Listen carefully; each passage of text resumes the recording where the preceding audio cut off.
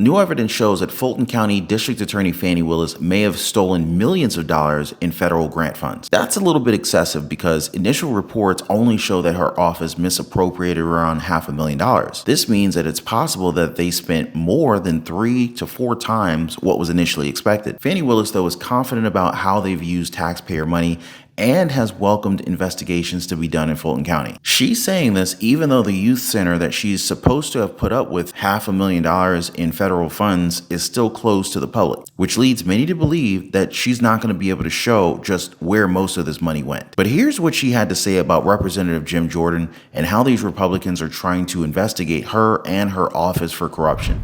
Let's start with the federal government and Jim Jordan.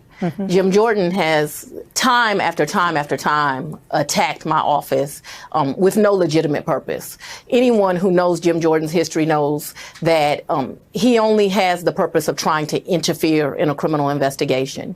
He has now turned his tricks to he's going to look at grant programs, which I invite him to do, and we have complied with his subpoenas, but yet he continues his attacks to try to interfere in a criminal investigation, while his jurisdiction has one of the worst crime rates, has poverty issues, and not one time has he used his position to try to investigate people who are attacking me and attacking others legitimately doing their jobs, making him illegitimate in his position, and it's disgusting. And so I bring that up at the federal level because now at the state level, they've decided to follow this clown's lead.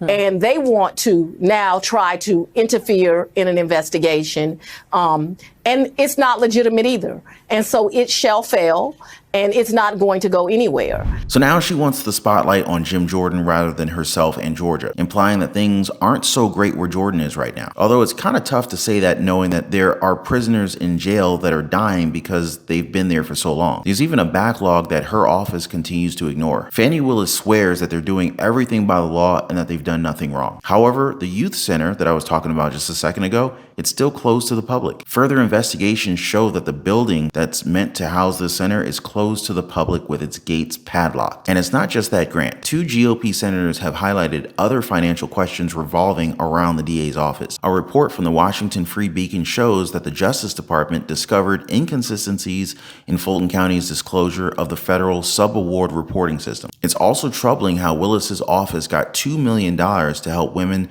who have been assaulted but used almost half of it on travel and other expenses between the years 2020 and 2023. This means that Congress is providing their office with millions of dollars of taxpayer money that continues to fund their own personal travels and expenses. This has now pushed Senators Chuck Grassley and Ron Johnson to demand a full list of grants that Fani Willis's office garnered since fiscal year 2019, even though the DA took on the role in 2021. They're also asking for a list of expenditures and planned expenditures for each grant. So it's simple enough. All her office has to do is to check their records for grants that they've received and give the senators a breakdown of how they used all this money. Fani Willis has sworn that they've done everything by the book, so it should be pretty simple for them to give everything that's being asked. Now, while the election interference case in Georgia is still paused, we may soon see the outcome of Donald Trump's hush money trial in Manhattan. The defense team has pretty much painted the prosecution's star witness as a professional liar and perjurer. Michael Cohen did not help himself very much on the stand as he was forced to admit to a crime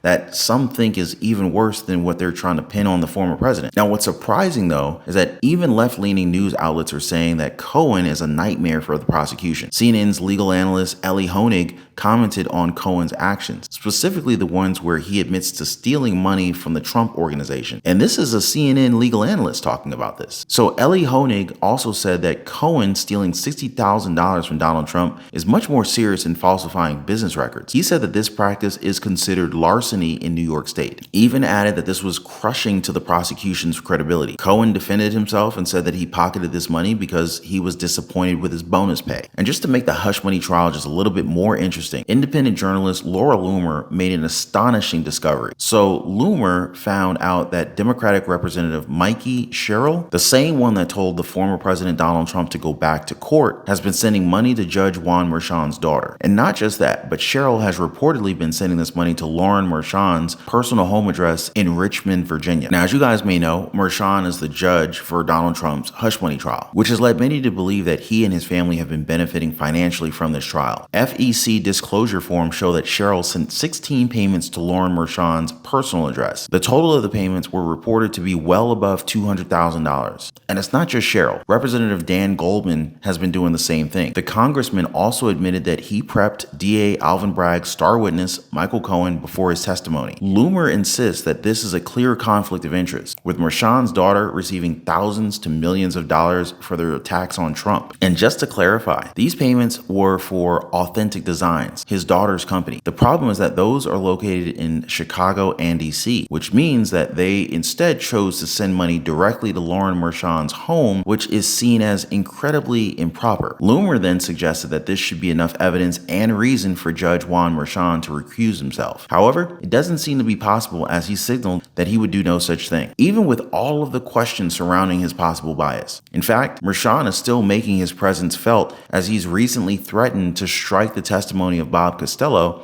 the defense main witness. We expect that Robert Costello will return to the witness stand any moment now for, I don't know, half hour, 45 minutes left of cross-examination by Assistant District Attorney Susan Hoffinger, who is going to try and question his account of meeting with Michael Cohen right after the feds raided Cohen's home and office in 2018, when Costello described Cohen as manic and suicidal. Hoffinger said, "You called him a drama queen, didn't you?" And Costello conceded that he did. And what the circumstances were of that meeting are kind of in doubt.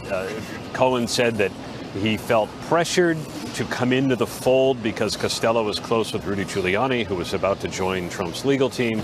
And Costello said he didn't even want Cohen as a client. But there was the email to his son about how he landed Cohen as a client. It was all very confusing, and we know that Cohen has some truth issues here. So the prosecutors are going to do what they can with him. And then that should be it for the defense. They'll rest their case in all likelihood with no testimony from Trump himself. Legal expert Alan Dershowitz called out this threat, and he said that this case should have been broadcast on TV so that Americans can see this quote-unquote spectacle. He even called the judge a tyrant and suggested that this threat, if enacted, would violate the Sixth Amendment. Dershowitz argues that this trial wasn't shown to the American people because it's so unfair for Trump, especially if we actually saw with our own eyes what the judge was doing. Others have called out Merchan and have said that his job is to keep the proceedings in court fair, not for him to act as another prosecutor. Trump himself has called out Merchan in every turn and says that all of this has been put in place to derail his presidential campaign, even though it doesn't seem that this is the case because the former president is still leading President Biden in the polls. This is evident in almost all the swing states. With everything said and done, though, do you guys still think that Donald Trump will be found guilty with this case? And if so, how would that affect the 2024 presidential elections? Now, as always, you guys are free to your own opinions. I'm just here to provide you guys with the facts because I understand that we all deserve the truth. Now, before I go, I just want to thank y'all for your time. Keep safe, and I'll see you on the next one.